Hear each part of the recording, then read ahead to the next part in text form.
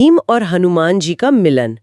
आज का हमारा मुख्य उद्देश्य ये समझना है कि जब असीम शारीरिक बल का सामना ओम परम विनम्रता से होता है तो असल में परिणाम क्या निकलता है। और यहाँ सबसे रोचक बात यह है कि मतलब ये महज एक जादुई कथा नहीं है। जब हम इन स्रोतों का गहराई से विश्लेषण करते हैं ना, तो साफ दिखता है कि जब इंसान का अहंकार चरम पर होता है तो प्रकृति उसे तोड़ने और सही मार्ग दिखाने की व्यवस्था स्वयं करती है। चलिए इसे थोड़ा विस्तार से समझते हैं।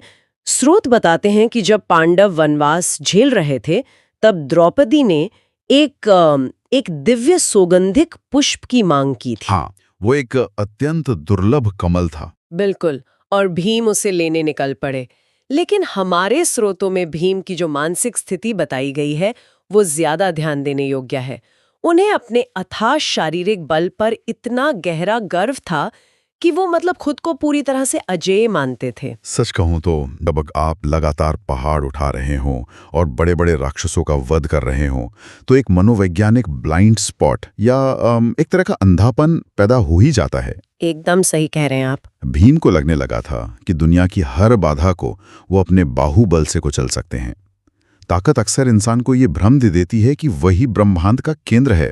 और ठीक इसी भ्रम को तोड़ने के लिए घने जंगल में उनकी राह में एक वृद्ध वानर लेटा हुआ मिलता है। उस वानर की पूंछ ने पूरा रास्ता रोका हुआ था।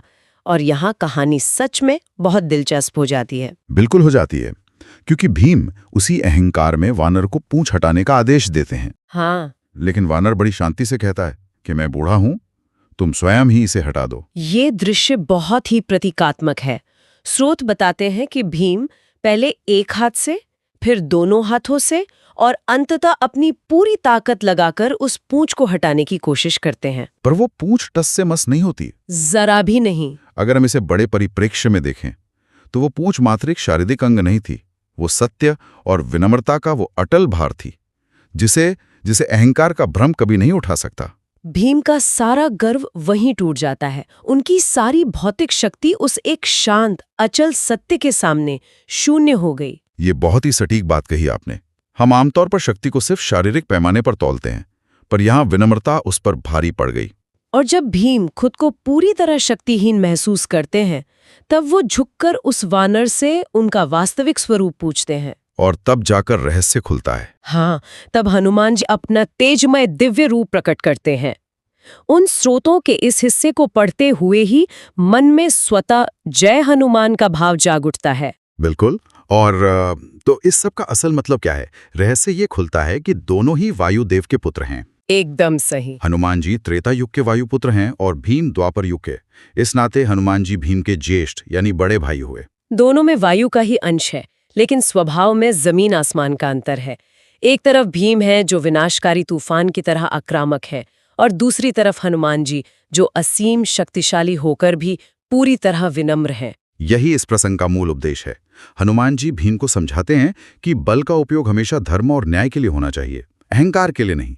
वे आशीर्वाद भी देते हैं कि आने वाले युद्ध में वे अर्जुन के रथ की ध्वजा पर विराजमान रहकर धर्म की रक्षा करेंगे।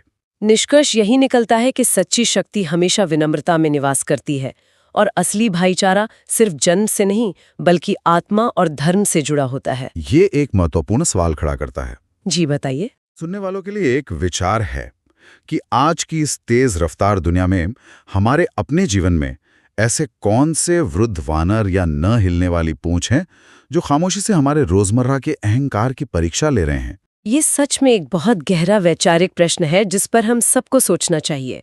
आज की इस गहन चर्चा में बस इतना ही।